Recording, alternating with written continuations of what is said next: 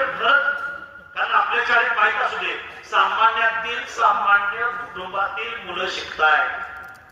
अगदी 10,000, 15,000, 12,000 पगार असणाऱ्या पालकांची मुलं शिकतायत. छोट्यांना छोटे उद्योग व्यवसाय करणाऱ्यांची मुलं शिकतायत. दुधाचं जनावर पाळून दूध घालून पैसे मिळवणाऱ्या पालकांची मुलं शिकतायत. कुठंतरी अर्धा एकर शेती आहे अशांची मुलं शिकतायत.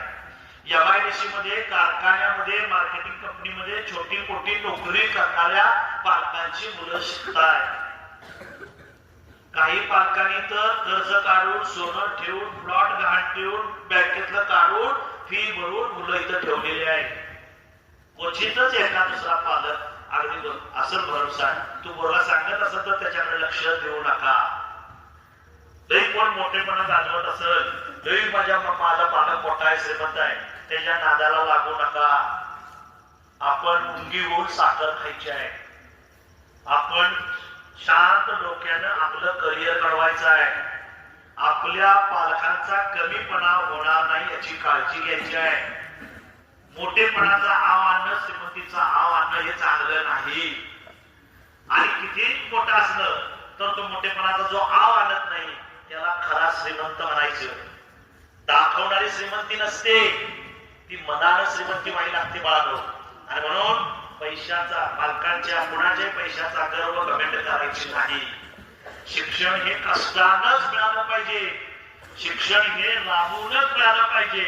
आणि शिक्षणात सगळं शिकायला मिळालं पाहिजे.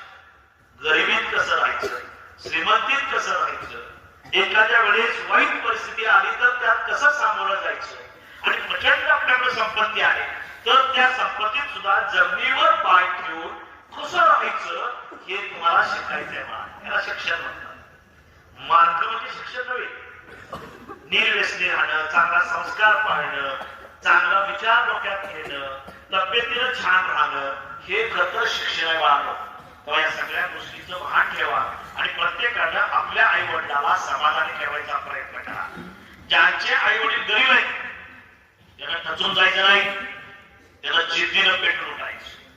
मी अभ्यास करेन, मी काहीतरी खेळात करू दाखवेन, मी वक्तृत्व देत आहे, सगळ्या गोष्टीमध्ये मी पुढे असेल, माझं व्यक्तिमत्व सुंदर असेल आणि मी भविष्यात एक चांगल्या पदावर पोहोचेल असा एक खरं तर तुम्ही सर्वांनी जिद्दीनं विचार केला पाहिजे. गरिबी आणि श्रीमंती पैशात मोजायची नसते, ती तुमच्या ज्ञानात मोजायची असते, ती तुमच्या विचारात मोजायची असते, ती तुमच्या वर्तनातून मोजायची असते.